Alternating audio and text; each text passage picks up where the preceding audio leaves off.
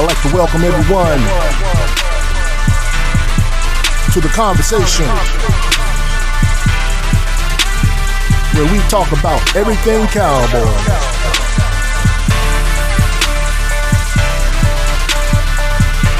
My favorite team, your favorite team, America's team. Here with your host, Coach Marv.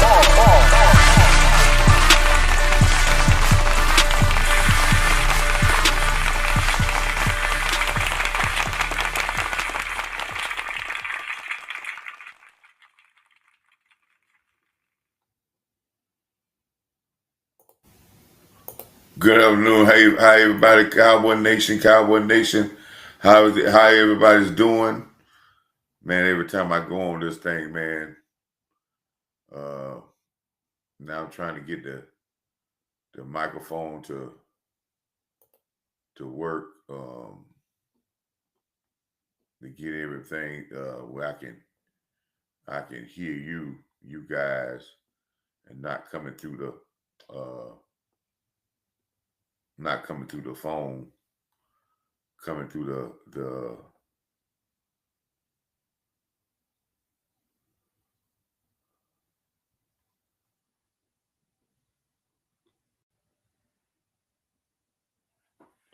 some say, well, you should have had all this set up before you got on. Yep, I should have had all this set up before I got on with you.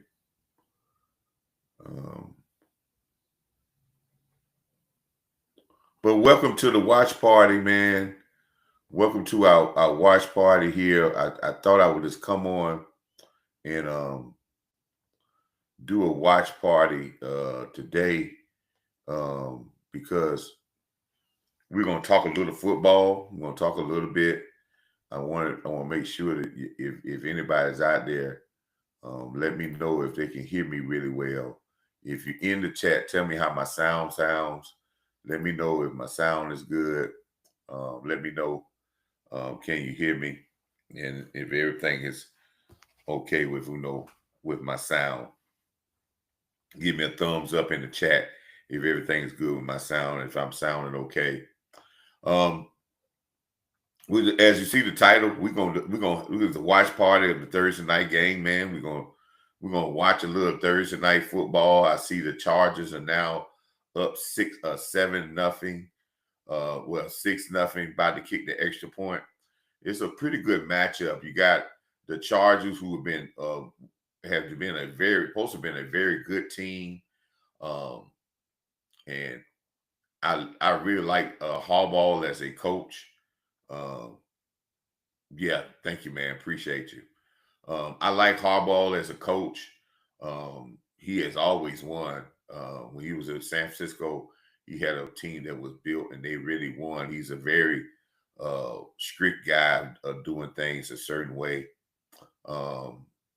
He's doing a culture build. There's a culture build in with the Chargers, and it's not an easy thing, and it's not a culture build these days at times is not really easy with the players and how things are now.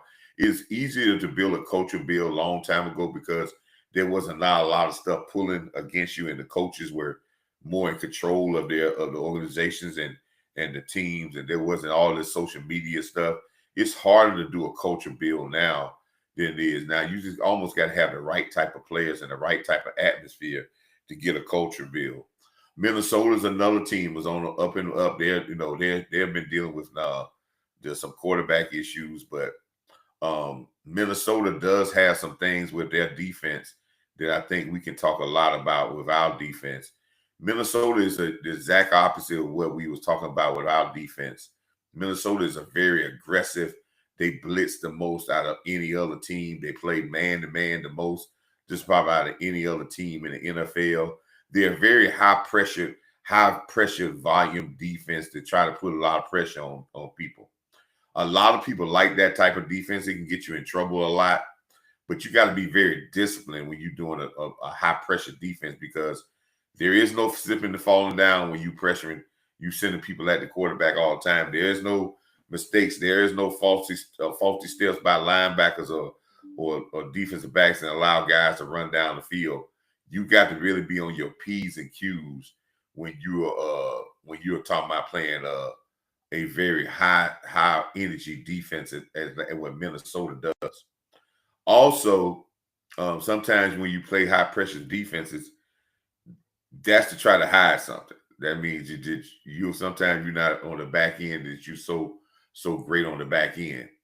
Some of y'all might not be old as I am to remember the Chicago Bears 85 defense, where it was more than just 85 for a stretch between 80, I want to say 83, 84, all the way to probably 87. At the height they was at 85, but they was good for a while. They ran the 46 defense, and they did a lot of pressuring people. Well, the reason why they did that because their corners wasn't that good, and they couldn't sit back in coverage with their corners because they knew if they allowed the quarterback to have time, he was going to eat their corners up. So they asked their corners to guard on certain routes, and they were going to get to the quarterback before the person could figure out what routes they can work them on. So, but sometimes you play a pressure defense to hide stuff. The offenses, Minnesota doesn't run the ball as much as I think they should, and the Chargers are very physical. We're playing the Chargers. We're playing the AFC West this year. It's a very physical conference. Everybody except the Raiders, but everybody else in that conference is very physical, even Kansas City. So you really got to be physical. We got a very physical matchup this weekend with Denver. I don't know if we can estimate or stress it even more about how physical this game is going to be with Denver. And Denver is going to make it a physical game because they're going to try to make it a game that they're going to try to test our will. And this is a game that we got to really focus in, and we cannot mail it in. There's been a lot of talk about a lot of acquisitions. I just think right now, if y'all want to know anything that I'm going to say that what's the most important part, and y'all heard my video on yesterday about us staying focused and winning the now. The same thing I said on yesterday. Yesterday don't win today, and today don't win tomorrow. But I do think if our team, I know a lot of people gonna say we don't have the talent and we need this and that.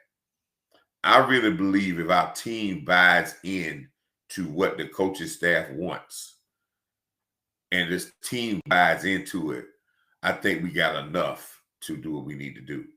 Man, if anybody's watching the game, did you just see how the Chargers defense attacked that running play just now? If anybody's out there watching the game, did y'all just see how the Chargers attacked that running play just now? That is where listen. Now they may not be their NFL ranking this year is in the last 3 games it's been horrible, but if you see how they attacked that running play just now, that's when I'm talking about really attacking things. That was just a sight to see. How they attacked that running play last and how they're attacking this pass play. There is what we call active defense. This is what I need to see from the Cowboys. What we call active defense. When it looks like a team has like they got 13 players on the field because they're swarming, they're always moving. It's called active defense. Watch their feet. Watch everybody's attack. When the quarterback comes out, watch somebody comes in his face. Still guarding on the back end. Everybody's plastering each other. They may have started in zone, but once the quarterback starts scrambling, zone concepts go away. Now you go into man-to-man because you find whoever's in your area and you plaster to them. So, and look at it. Come out the next play. That was just an awesome defense performance on that possession. They're active. They was and once they get Carson Wentz start looking down, you gonna dominate. Once he gets frustrated, he's no good.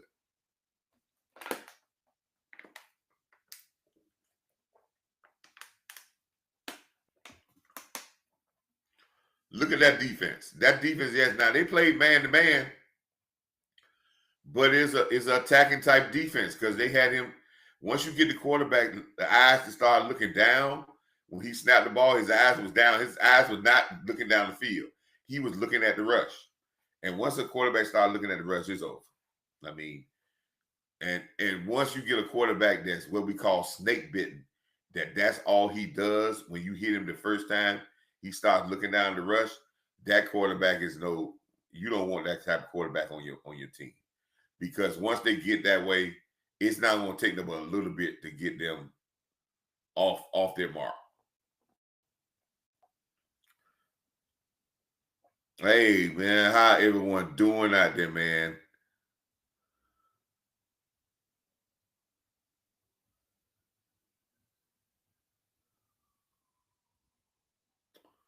Logan Wilson, you talking about, is he a linebacker? Let me see. Is anybody in the chat? I'm gonna put up the comment. I know y'all might have seen it, but let's put up the comment.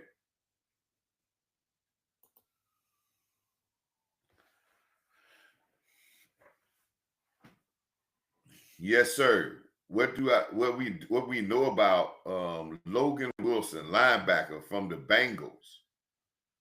Could he be a fit for the boys?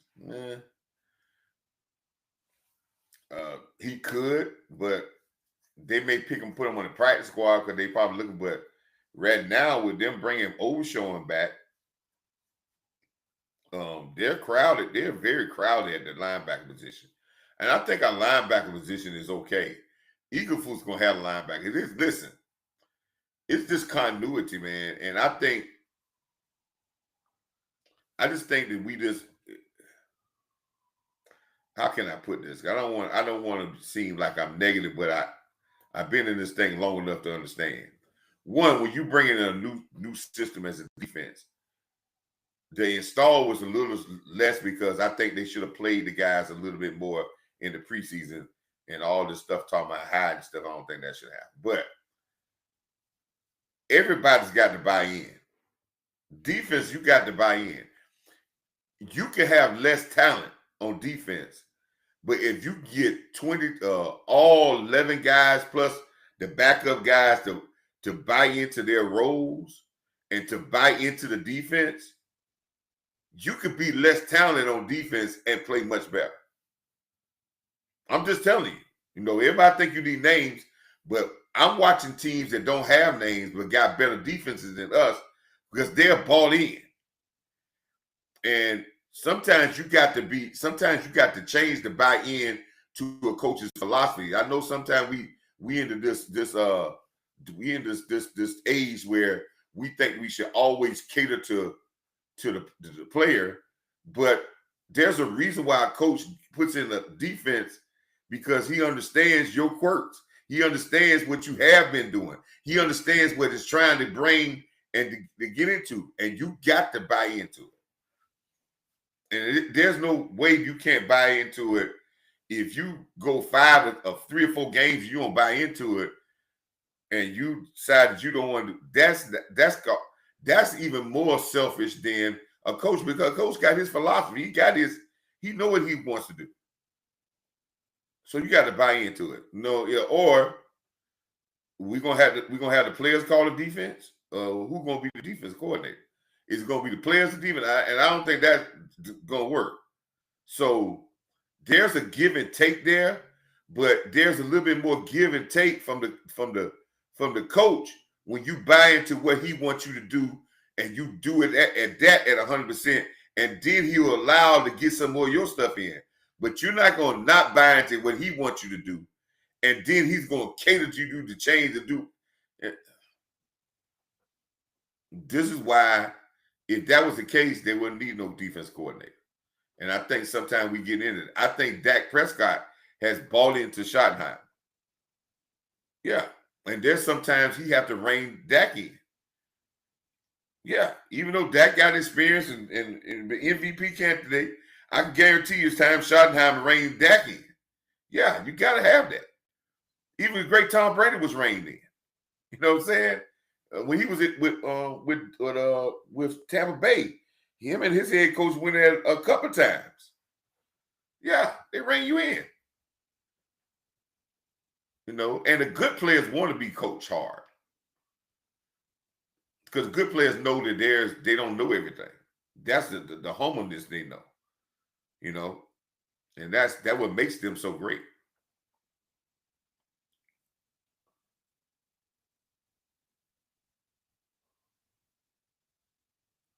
Yeah, you say you value my opinion. I'm gonna do some research on him.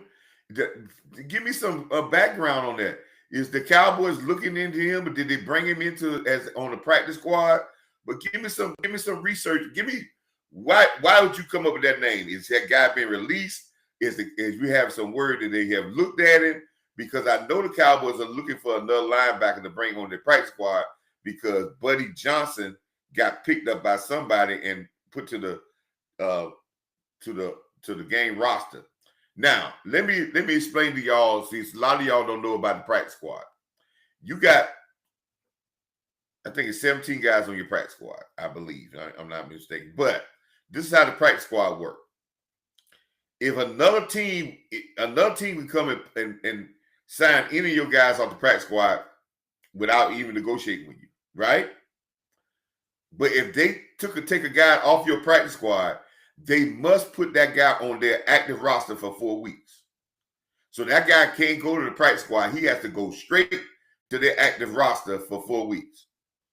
If you sign somebody from the practice squad, from their practice squad, that makes it so you don't keep, if you're going, it's almost like if you get a guy from my practice squad, you have to give him a promotion. That's just how it is in the NFL with coaches. You very rarely you see a coach, if he's an offensive coordinator and under contract with a team, that you could interview that guy and hire him as another offensive coordinator. No, you have to give him a raise, or he has to be interviewing for a raise, but you can't interview for a lateral position if you got him under contract. So how teams usually circumvent that, right? They hire him as an offensive coordinator. They'll hire your offensive coordinator as an offensive coordinator, but they'll make him an assistant head coach, which that is a raise or a promotion to be assistant head coach. So not just an assistant, but assistant head coach. So, but that's how that usually goes. So, yes, you said, okay, he asked for a trade. Okay, that's that middle linebacker for the Cincinnati Bengals. Now I understand what you're saying. Now,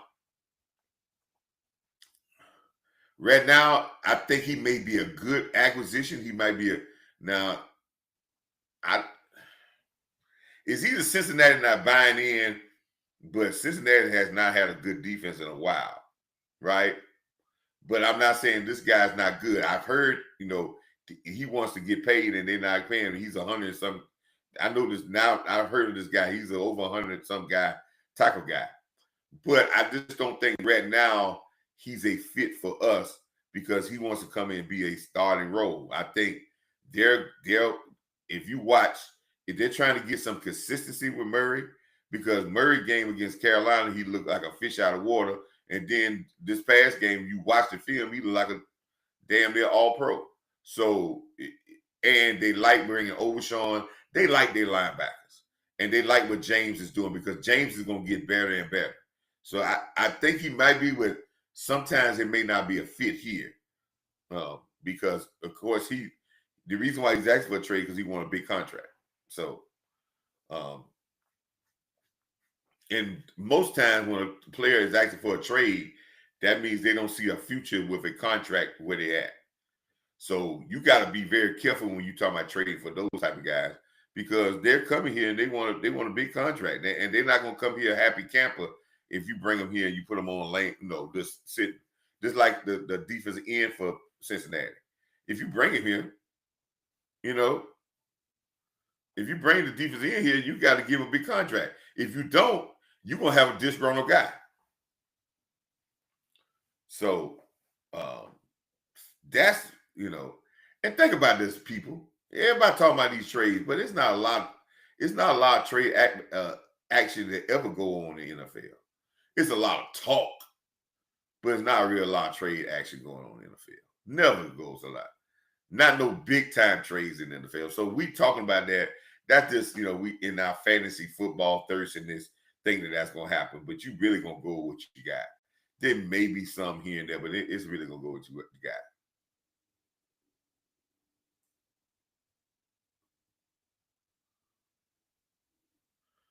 The rookie from Clemson. Yeah. So basically they say that they see that contract, that guy won the contract, and then I remember him, and now they got a younger guy. Listen, I think some of y'all are learning about the NFL. Listen, the NFL, there's only a core amount of players on the team, and that's probably about 5 to 7 players that what we call core players. Those people are kind of untouchable. They're going to have their jobs, and you're building your team around them. If you look at the Cowboys, the core players are Dak Prescott, CeeDee Lamb, Tyler Smith, DeJuan Bland now, and Osa. Now, some people say Ferguson, but Osa. That's it. That's their core. Now, you got some first round. When you talk about the guys that are first round offensive linemen, that they may be part of the core, but they draft picks and they're still on their rookie contract.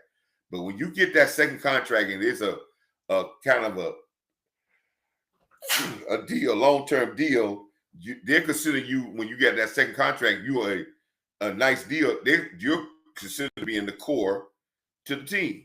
Now, the core is going to stay there. Everything else around the core may change out every 2 years. You ain't going to see. Now, only thing that may stay the same is the offensive line, but everything else may change out every 2 or 3 years. But there's a core, and then that's it. So what you're finding out when you're talking about that linebacker situation is Cincinnati probably say, okay, you don't got past your age to be a part of our core, and we're looking to replace you. And I think sometimes we get in as Cowboy fans, we think the young players can't win because we like to say this thing where we don't know. But if you look around the NFL, young guys are playing all over even the better teams. But we're the only people to say that because, I hate to say it about our fans, but we bougie. We want Prada and Louis Vuitton. We don't think that regular bags, are good. We don't think that regular stuff that's good, good quality is okay. We got to have the bling bling. And that's and nobody else is doing that, and they're taking that and winning, and we're chasing the bag. And that's what I call all this talk about we need this guy, we need that guy. We're chasing the bag. And I know some people might not know, but I just say, look at the history of every year. Who changes their whole team out at trade deadline and trade everything away and get a team that can win a Super Bowl? Tell me when that happened. Because if that happened, you would have teams doing a whole lot more. And if picks didn't mean nothing, people wouldn't trade you for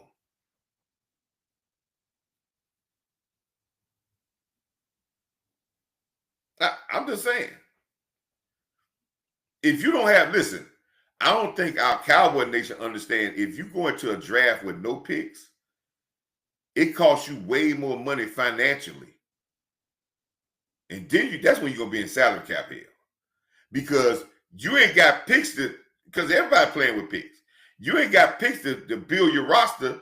You actually got to go out there and buy people in free agency to do that.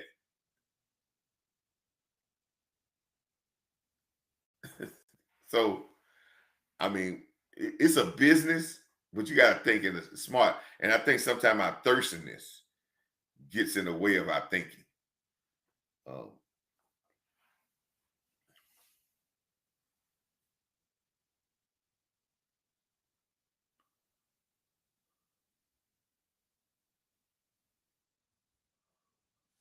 what is this here? What you say, Coach? I'm not sure if it's me, but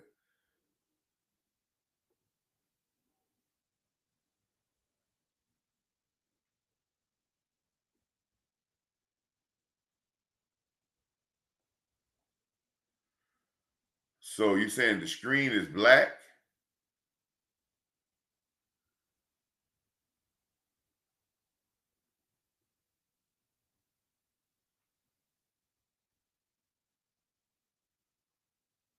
Let me pull it up. Let me pull me up on the TV. Thank you so much, man. It just man. One thing about it, I know how to put a game plan together. I know how to put a practice together. But this video stuff, that is your old coach is out of his as well.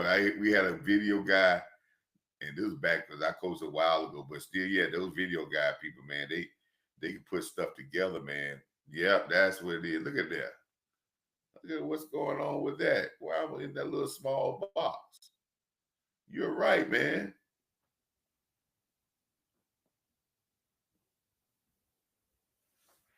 Maybe.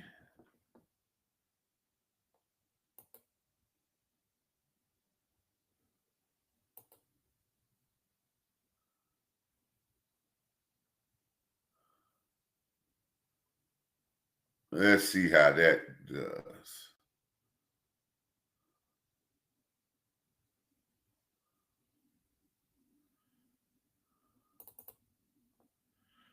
Ha! Gotcha. Yeah, man. I was messing around trying to get my mic on, and what I did was I changed the format. Had me in a little small box, but now I'm good now. Hey, man. Hey, man. Hey. I have to give y'all some producer money, man. Yeah, man. You know, I, preparation is key. You know what I'm saying? And I always talked about that with our players when I used to coach. About preparation is key to anything. How you prepare, how you put your stuff together, and how you go about practice and how you get yourself ready for a game is basically how your presentation of your game is going to go. And here it is. I'm not following that same philosophy when I go out. I rushed to go on because I wasn't going to go on. And I said, maybe I want to talk some football. I want to talk about the Cowboys. Want to watch a good football game with my fans. We're going to learn some things. We're going to get some perspective of things. And I didn't prepare. And when you don't prepare, you have sometimes your output is messed up. But thank y'all for getting it right. But again, preparation is key. And that's, it's crazy. That was Schottenheimer talking about, trying to get his players to practice better so they can get better. So our team needs to prepare better so they can be better on Sunday. I see a lot of people doing shows on Denver. Denver, why they at? Oh, let me get back to the game. But Denver is a very tough opponent. Um, if you look at their stats and look at how they've been playing, some would say, don't listen. Do not, Cowboy fans, do not get it twisted about what happened with the Giants. See, I know some people already got in their mind that, if the Giants had them down, if we get them like that, they ain't gonna come back on us. See, that's that nature fan that we got a lot of those fans, and that don't get it twisted about the Giants. Because let me tell you something. It goes back to what I said before, and I've been saying this for all of my last show, and I continue to say it right now. and I really mean this. As I was saying in my show yesterday, don't win today, and today don't win tomorrow. You can't look at the Giant game and Denver and say, okay, that's going to be how it's going to be played against us. No, that was yesterday. They ain't got nothing about doing about today, Sunday. You're going to get a totally different team because they're going to be upset about what they're doing. And I know one thing I'm going to know about Sean Payton. He's going to be upset to get his team to play better. We got to go play a very good football game to walk out of there on Sunday with a victory. And it is a key big-time game. So that's why I'm trying to tell my Cowboy fans, all this talk about trades that was not going to happen this week, and if it did happen this week, it was not going to help us at Denver at all. It's more time to be getting on our players about performing. Forget about talking about coaches. Let's start getting on our players about performing. I want to see Pickens block better because the running game is going to be key for Pickens to get his catches. Yeah, and Lamb. Because as you move up into better defenses, the run game is going to help you get your passing game off. If you go against better defenses and you think that they just gonna cook people with Pickens and Lamb, let me tell you something. That's not gonna happen. It's gonna be tough sledding because they got good corners out there. So, and it's a tough game. So this game is a tough football game, and I don't want our fan base to take this game lightly because it's gonna, we're playing a good football team and a well-coached football team to come at you. And we in Mile High, which they don't lose that often. And we don't have real good success in Mile High as an organization in our history. So we got to come out and play. This is and I talked about this 2 shows ago, and I never posted, but the regular season is in 4 quarters. The first 5 games is your first quarter. So that's what everybody trying to. Now, when you get into the second 4, now you're starting to see some teams trying to be more consistent. Look at the Kansas City Chiefs. Now they're starting to crank up. The first 5 was okay. We jockeying, getting ourselves. Now we started. So now what you're gonna start seeing is the better teams starting to get more consistent and lock in. Second thing you're finding out, everybody's playing with backups now because there's a lot of players injured. You get bruised up really after those first 5 games. So now you're finding how your depth, but your game plan and how you play stays the same. That ain't got nothing to do about what type of players you got. Though your mentality of how you play, that's with the starters or backups. And you really could do that in the NFL because they ain't number 55 guys. So there's not that big a difference, and we think it is. There's not that big a difference from 1 through 55.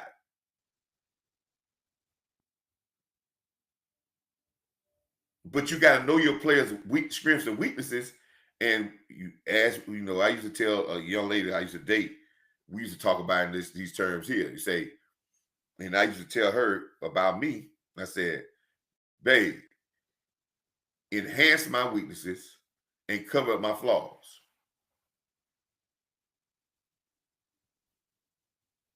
And that's what you want people to do. Enhance your weaknesses and cover up your flaws. And that's, as a coach, you want the same thing. You want to specify what a player does well and keep him doing that because he's going to be the best at that. But when he has flaws, you're going to try to hide that somewhere so he doesn't get exposed with that.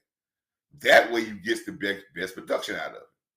You don't go out there and expose his flaws and hide his strengths. Who does that? But you got coaches to do that.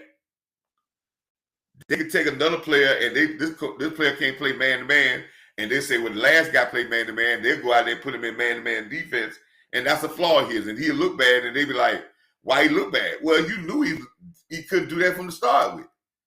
So why would you put him in all those situations? That's your coach's fault. Your job is to make sure that they're in their best situation for them to produce.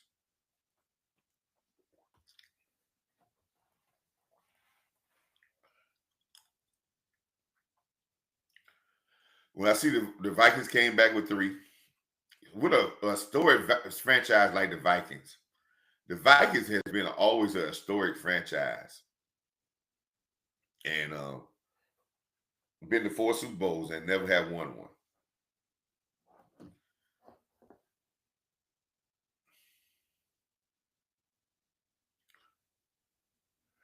Great block by number 30, running back. Herbert is moving around just enough in the pocket, like so he can get off his passes.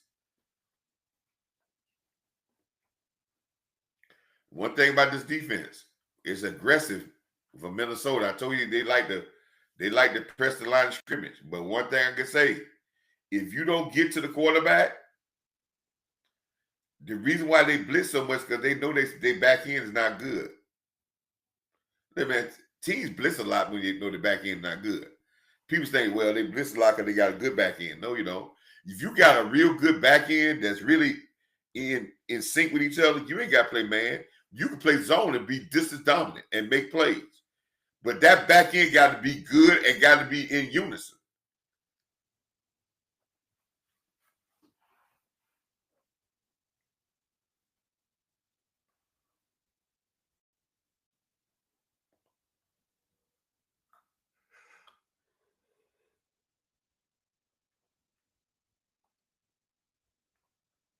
See, one thing about Herbert, they trying to pressure Herbert because they're scared of his legs.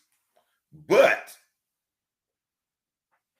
with him moving around, it makes it hard to play the man on the cover. And it seems like he's reading a man very well. If you put him in a put some zone, I think Minnesota got to mix the coverages up. They got to blitz, and then they got to sit back in zone. They're just devoting themselves to man-to-man blitzing him. And once the team start to pick up on your blitzes and get a feel of how to protect against your blitzes and how guys are guarding them, that doesn't work, man. It can get picked apart. So it is always good to switch up stuff. That's the objective, to keep defenses off balance, but still get the same results.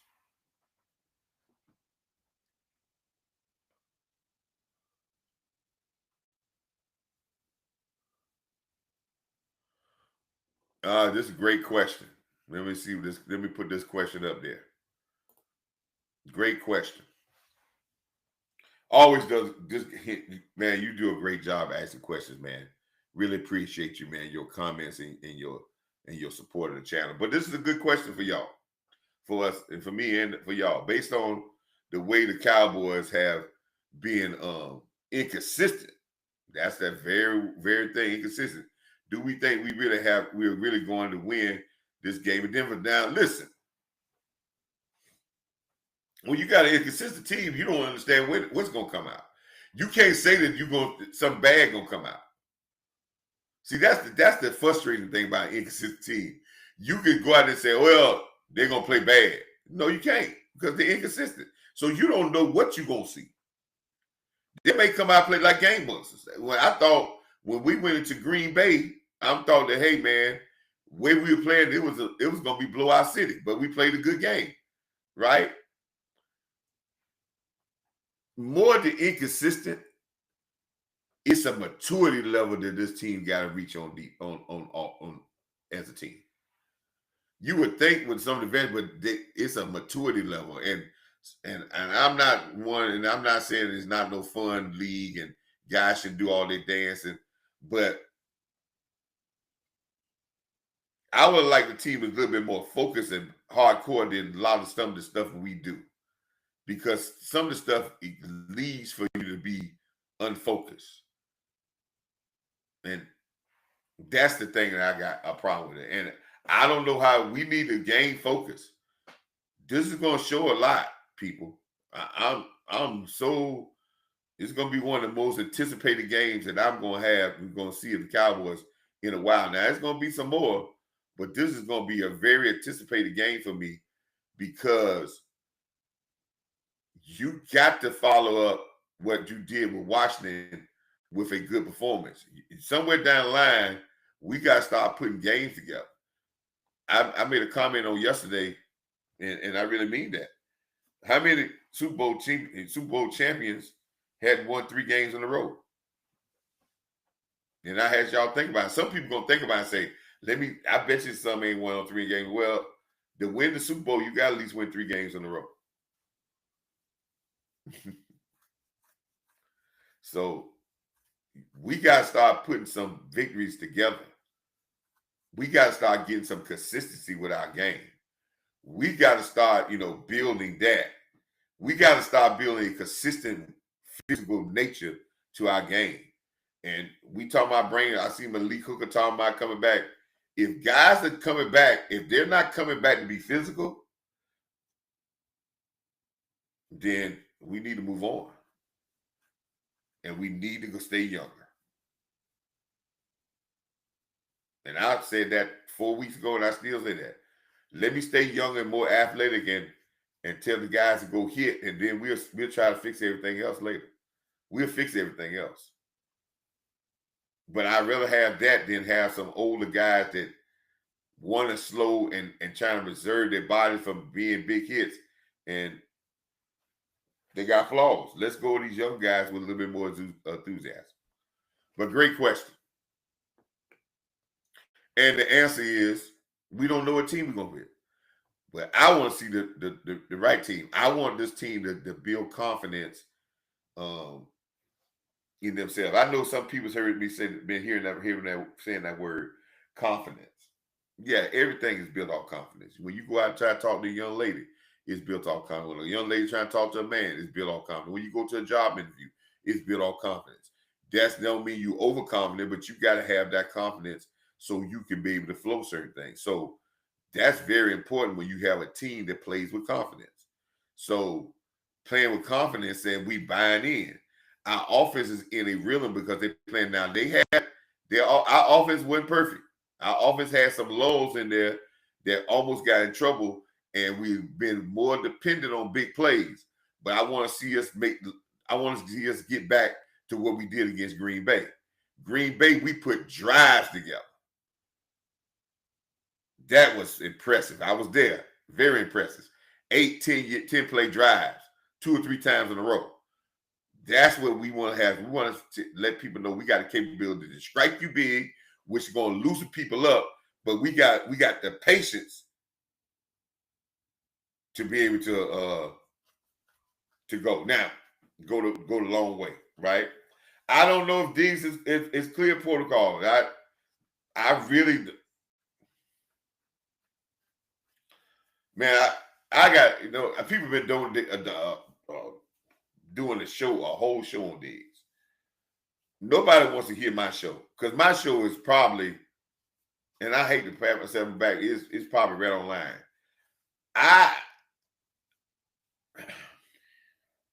Let me put it like this.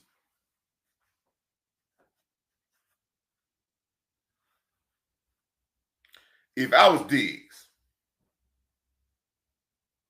I would be hoping they trade me now.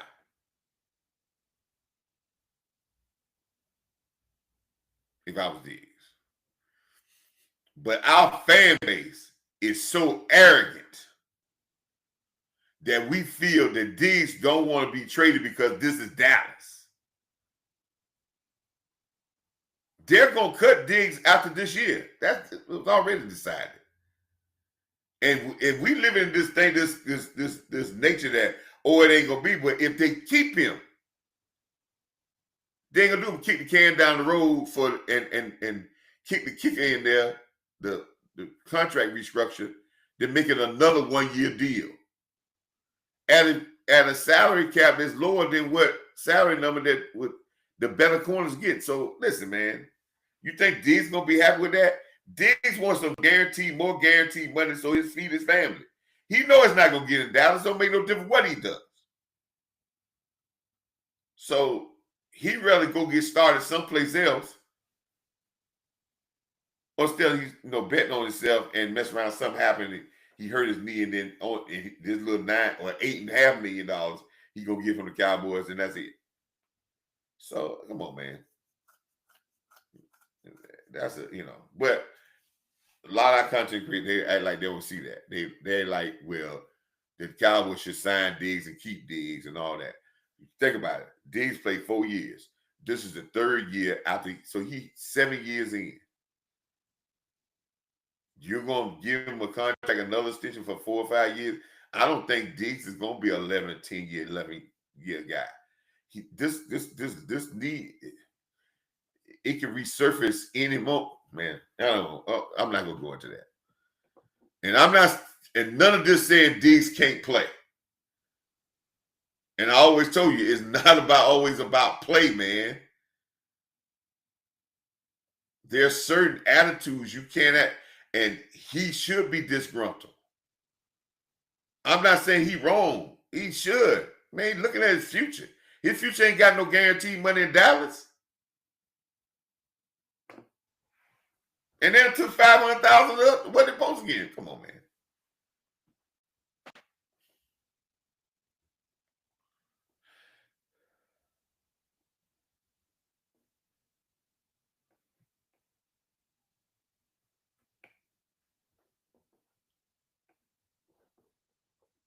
Well, let me explain this with this right here.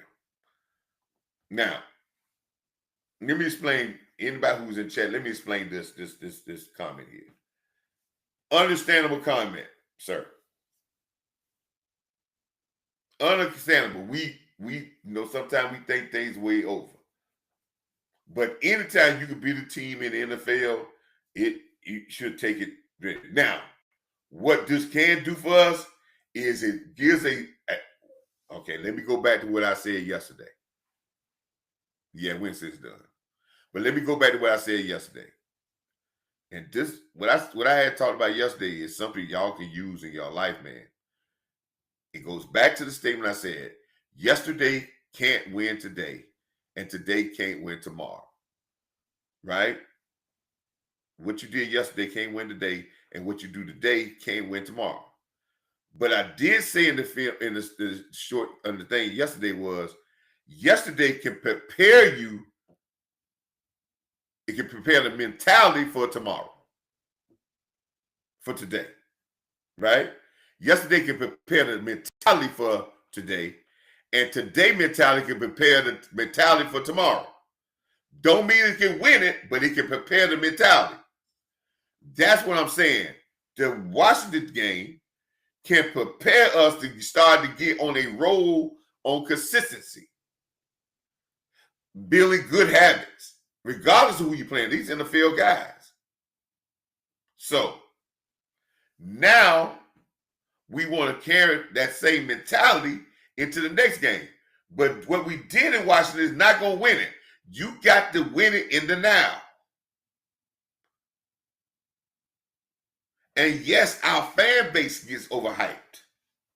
And they start getting overhyped, and then they start, there's no way in the world that you can tell me, you can never hear me, Coach Marv, say that if we trade and get Myles Garrett, we're going to win a championship, and we ain't won 2 games in a row yet. I'm going to tell you crazy. We got a lot more players on this team that's inconsistent than we're going to bring one guy here and he's going to change all that. No.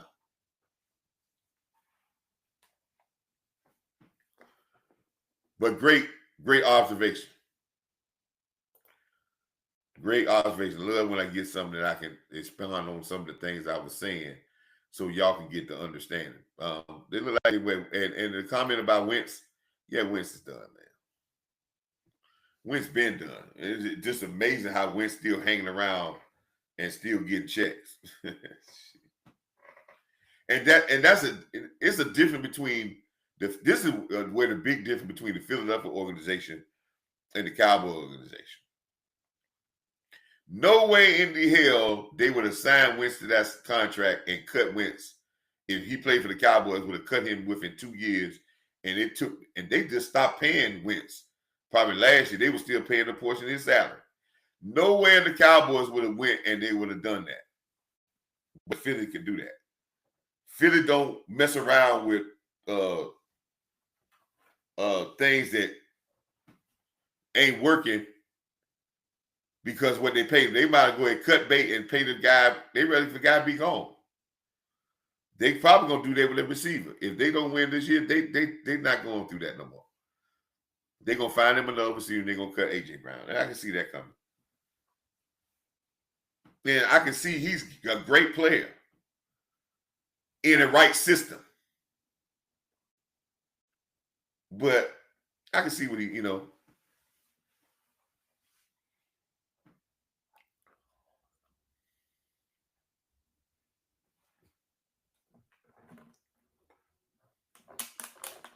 Hey, can y'all hold off for 1 second? If y'all can, I'm gonna turn my camera off. No, I'm gonna leave my camera on because I'm gonna walk off for a second. Y'all hang tight. I'm not going. Stay into the chat. Shoot me another question. I'm finna go get me a something to drink right quick.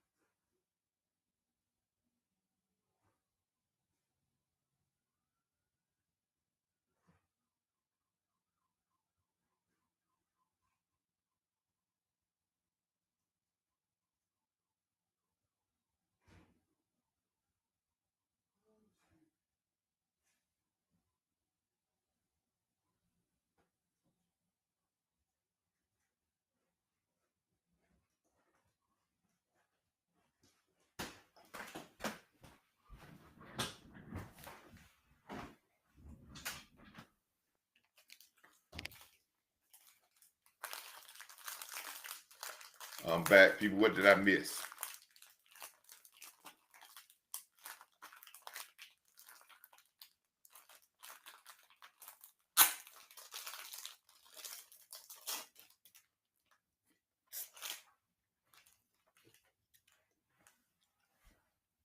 Sorry, I had to get a popsicle, man. I got addicted to these popsicles.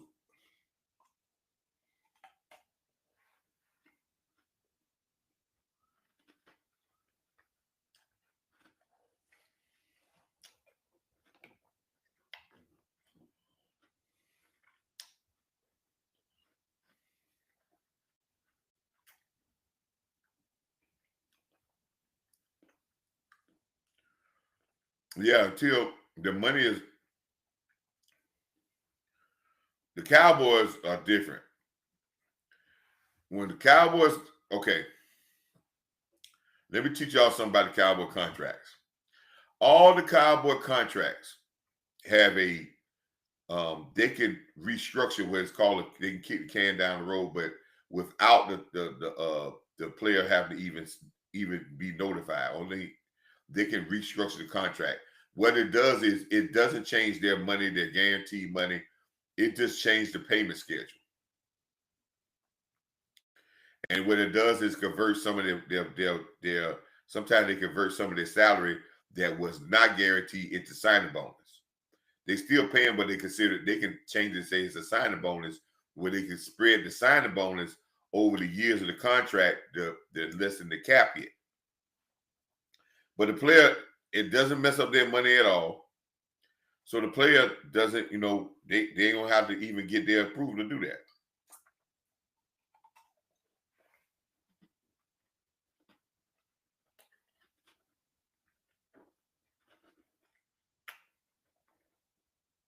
So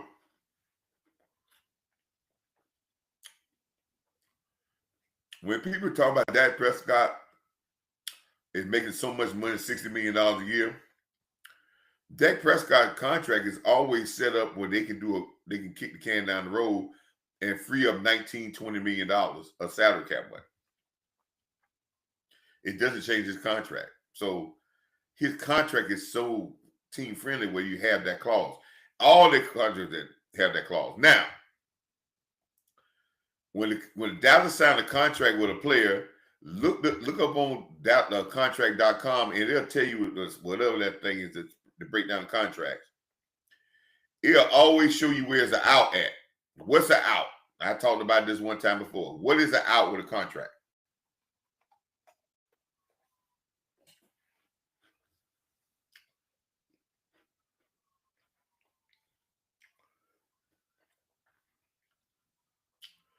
The out is the year of the contract where most of the guaranteed money is gone.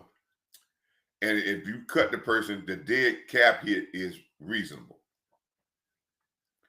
And you can start, after you get to that out, and every year you go on to stay in the contract, the out gets better and better.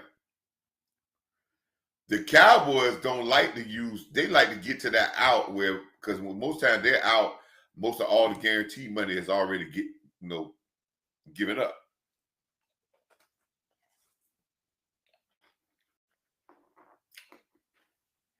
I'm sorry. All the guaranteed money is almost given up. So what does that mean?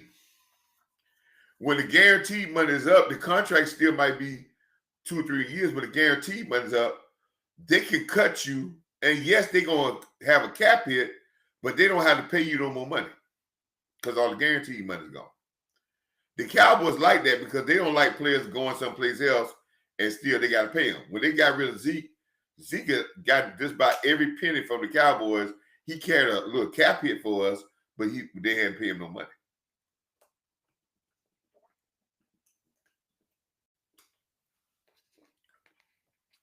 When Dez Bryant got finished, they had to pay him no money. When Jason Garrett got finished, his contract was already up. They didn't have to pay him no more money. When Mike McCarthy left out the door, there were no more checks to cut for him.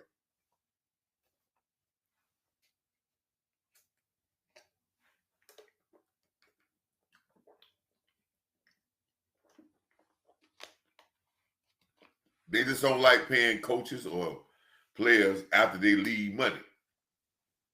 So they're trying to keep Diggs around because they're trying to get good play out of him. They know they're not going to sign him back, but they're trying to get good play out of him. And like he's not going to be mad about that. So I don't understand people don't think that like he's being a model citizen in the locker room. He can't be. There's no way in the world. Not with his future in the state.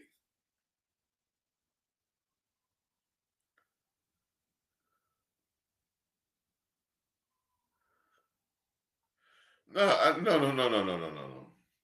I don't believe by that about Sam Williams. I think Sam Williams is playing like Sam Williams. Sam has always been an undisciplined player that was sometimes effort and low effort and high effort type of.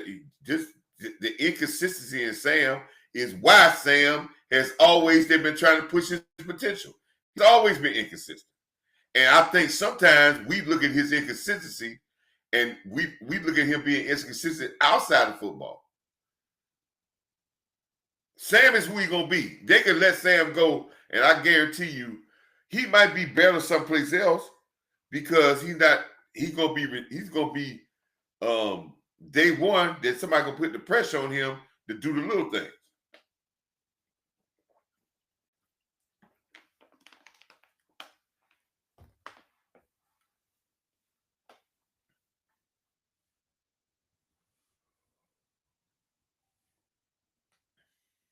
But they're not gonna give Sam no. Sam is not. And if he's not healthy, we can move on with Sam. But they try to get everything out of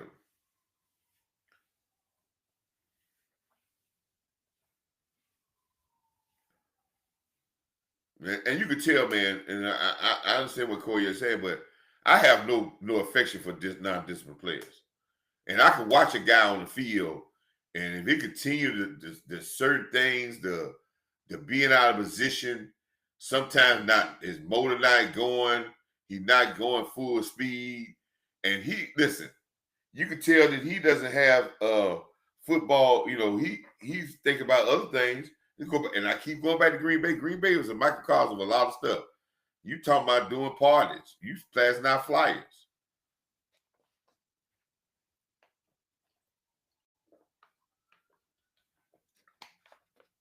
You talking about getting 10 sacks. And Michael Parsons said, get him. But he knows Sam Williams. And I've talked to some people that Sam is just inconsistent, man. And think about it. The Cowboys know how inconsistent he is. If the Cowboys are saying this guy could be the dominant defensive end, they wouldn't be bringing all these other defensive ends in. They've been seeing him every day. And I think we're trying to force another guy because he got natural qualities, because he's such fast and he does that. But he doesn't play defense end well.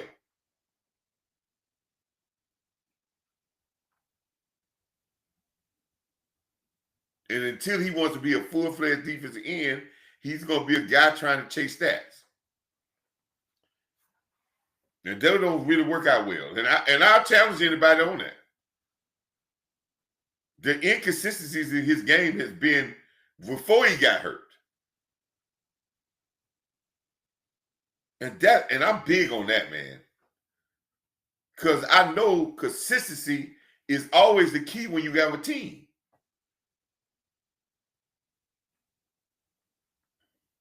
And Sam Williams would have been. See, I don't think our coaching staff got the authority. But if they had the authority,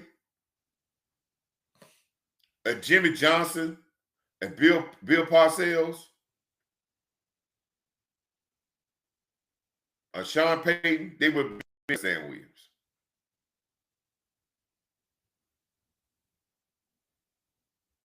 And you said, why? Coach, you being harsh.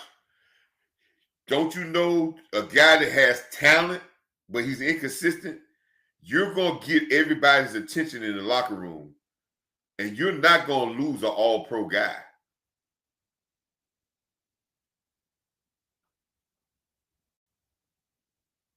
And what's worse is a guy that has a great potential, and he half-assed his way through things.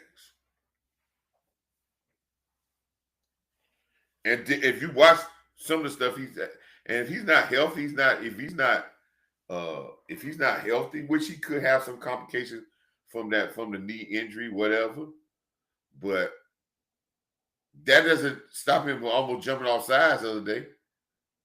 That doesn't stop him almost getting penalties. And I always say a guy that's out there punching, the guys out there playing dirt is usually the one getting beat to death. So, not no saying that Sam Williams is a totally bad player, but his inconsistency, I can do it out. Because everybody keep talking about talent. And he slams some people and he does here and there. But I keep trying to tell people, our defense, we as Cowboy fans, and it seems like some of my film contributed, we are just so wrapped up in the flash plays. But there is some good stuff that happens on ordinary plays that you got to have a team that does that well to be able to set up the splash plays.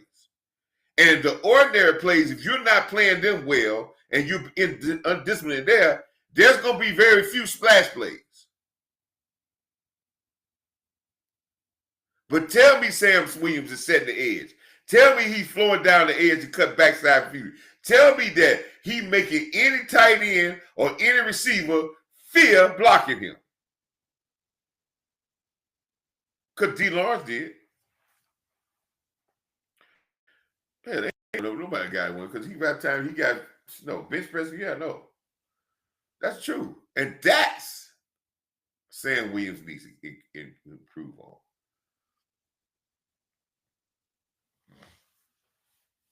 And he's been around here long enough for us to stop trying to say he got to improve on these type things. Because I don't think he got the message. But great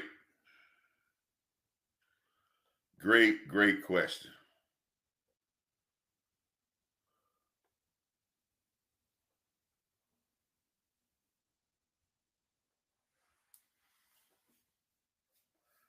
Yeah, he's done, man. They go that quarterback pressure stat. They love putting that on there, boy.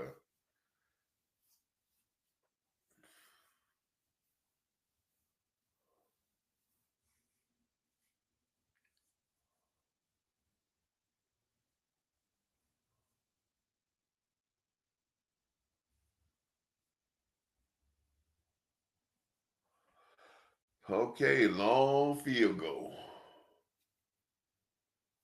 And it's good. No, he's short. God, dog. All these kickers kicking the ball well over 50. He missing 49.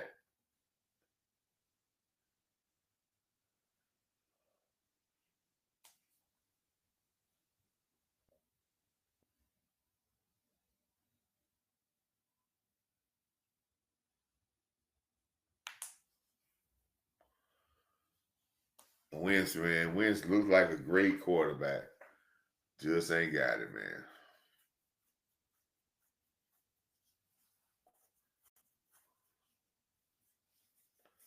Looks like a great quarterback. If Wentz was to walk through an airport and you say that's the quarterback or the team that coming through the airport, all y'all be like, oh, shucks. They gonna do whatever. That's all airport now. I think Zeke would be good right now to go with. Yeah, well, Zeke would have been good. Listen, Zeke could win because couldn't do nothing here because our fan base was just out on Zeke because they wanted Zeke to be a scapegoat. And Zeke never did anything that was, harmful to this organization. Zeke would do anything that this organization wanted him to do. And that's pitiful.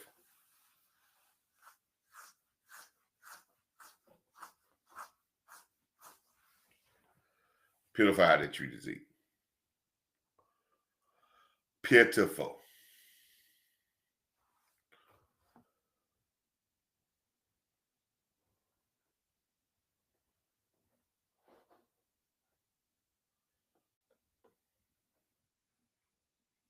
So anybody looked up in the news on Trayvon Diggs to see if he's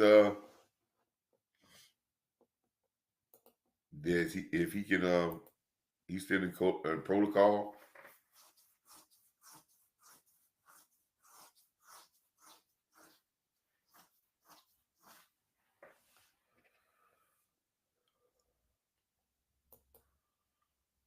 I really want to go without him.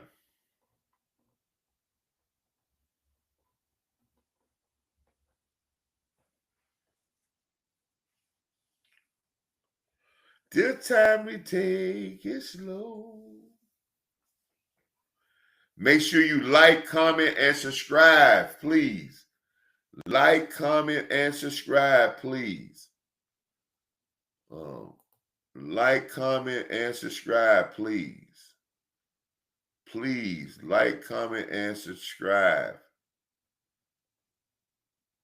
Please do that.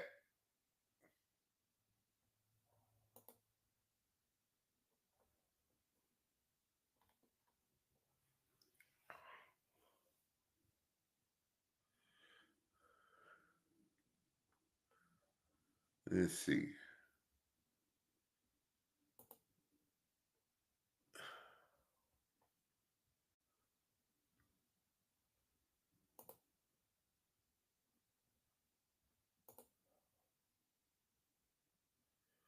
Oh shucks. I thought I could do an overlay now.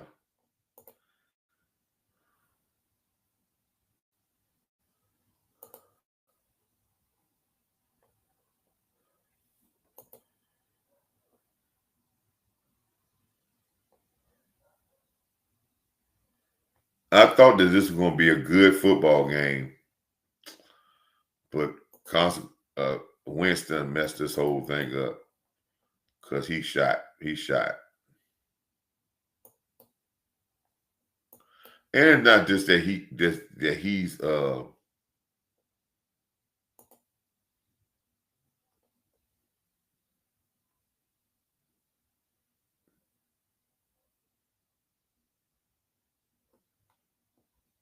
oh, there we go.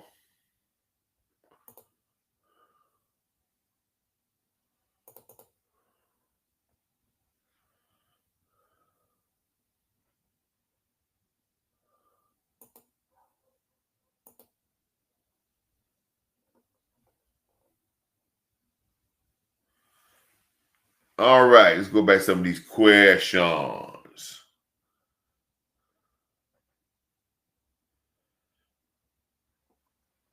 What we got here?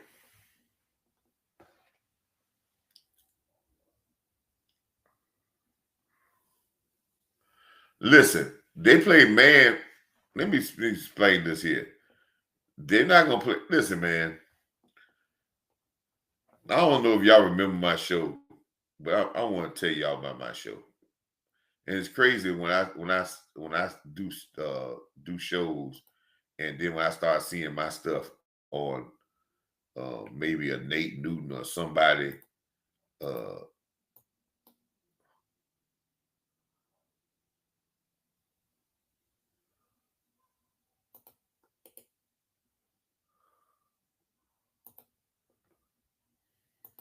but this question right here. What's going on, man? What's going on? What's up? D's come back just when they start playing more man. Did y'all hear Schottenheimer say about the man defense? He said scouting dictated us, said that was be the best attack for this team to play man against this team that we played. But we got to get better at zone because zone is going to be better for some games that we play. And I said this before. Everybody said they want to play man, but do you trust Elam? In which Elam played very well, but you trust our older safeties and where you trust linebackers that may have to pick up somebody in man. Do we trust those guys? See, we are only focusing on what is good for Diggs.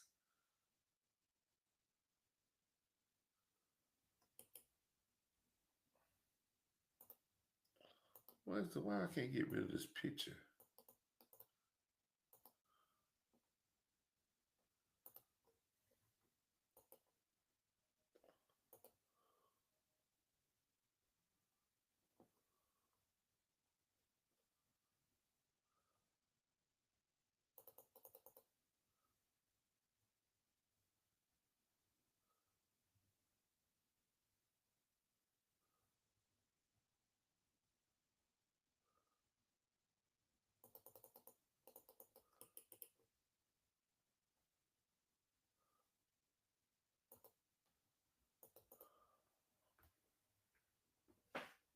This thing gets on my nerves, man.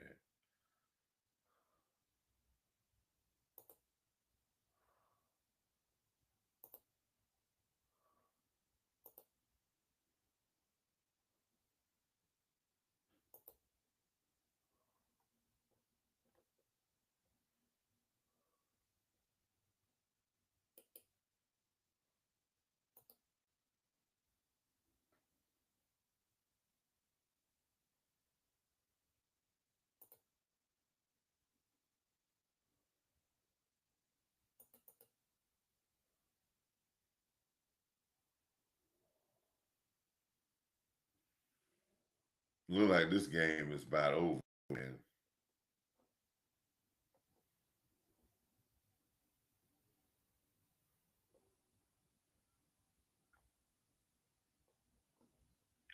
Seems like we're filling up a little bit more, man. But listen, man, this Denver game is going to be. This Denver game is all I want, man. This is the game that I really um just going to be the a very because we win this game with a very good score, and we just does do well in this game. It could catapult us into some very good games coming up because it can build a very good trust factor and a good feeling. We go and we lay an egg in Denver, it can just be in the same fashion that regardless up and down, we're up in an up and down football team. We got to go in there and be focused this week. It's going to tell a lot about this team.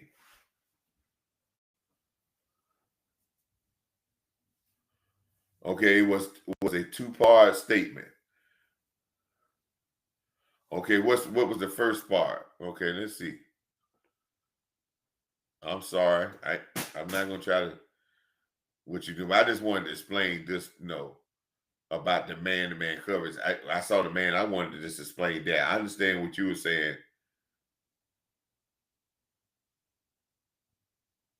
Yeah, what would be the message if he's a healthy scratch? I don't think they do if he's a healthy scratch.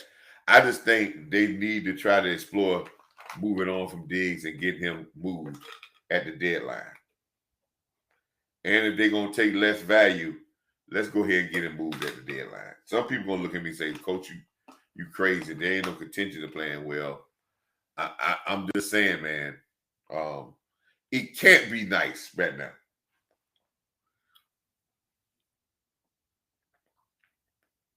Diggs got his house up for sale. He halfway in the season. There ain't no guaranteed money left.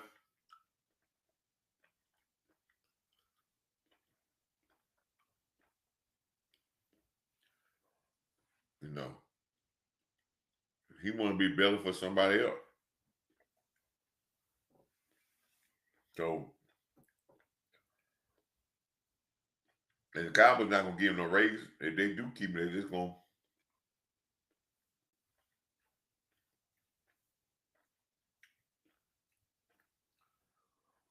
you know, they're gonna be the same old, same old. And they're gonna kick his contract down the road, and then he's gonna be a free agent the next year. And ain't gonna be nobody gonna give him the money he want. So, Diggs, I'll tell you this. When you got my mom used to say, when you got your head in the lion's mouth, you got to ease your way out.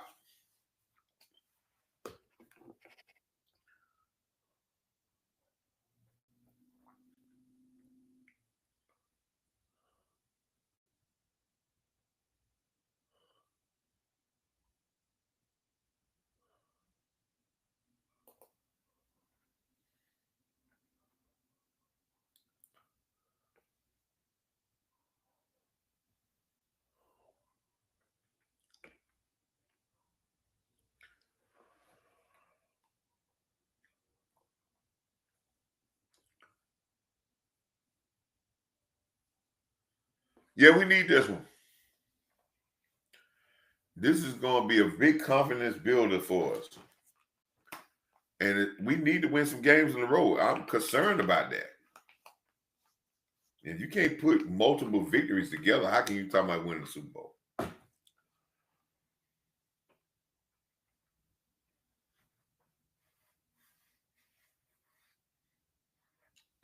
Well, folks, if I hope you like I said, the do list in the right hand corner. Like, comment, subscribe. If you want to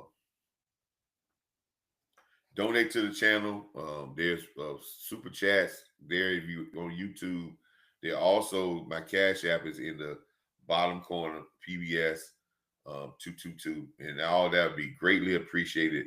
to this chapter to uplift and try to get this chapter together. But I'm gonna start coming on Thursdays because we're gonna watch a little football. Didn't talk about football too much because Wentz is making this thing harder. I think the Chargers have been playing kind of bad for the last couple of weeks, but they're making a stand today.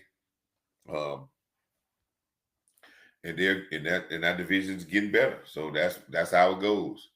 So I'm finna sign off, man. I'm trying to get my tie butt into bed early, because I was up very, very early this morning to try to handle something. So I'm gonna do that, man. But I appreciate all y'all coming in. What you had to say, Slim? What's going on here?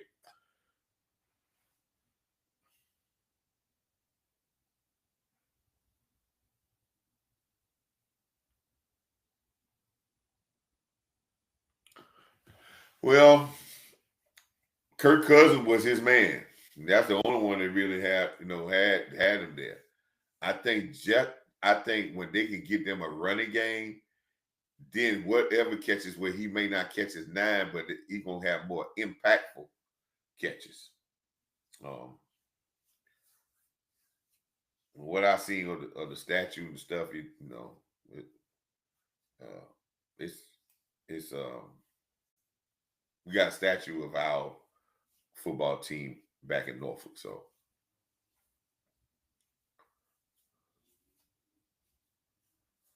all right, good people. This boss, I'm tired. I'm tired. I'm trying to give me a good night's rest. I can go and watch this. Since it's on Netflix, I can watch this in my room. But hey, like, comment, subscribe. Thank y'all for coming in and sitting with me and watching a couple of things. But let's remember, yesterday you can't win today. Yesterday can't win today. And today can't win tomorrow. Be prepared. Be on your P's and Q's on your first impression. So be on your P's and Q's always.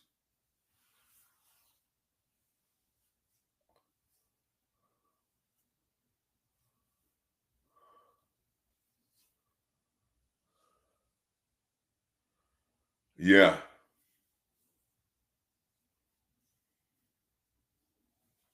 Yeah, that's true, man. And I think there'll be more they'll be better pressed if they can get a running game and their defense. Well, their defense has win, but they do a lot of aggressive stuff. And when teams start picking up on your aggression, on your moves, and when you have an aggressive thing, man, they can kind of slow you down. But as I said, man, until next time, I'm gonna get on out of here, man. And old man gonna try to get some sleep, man. Stay on your grind, people. Until next time. Salute.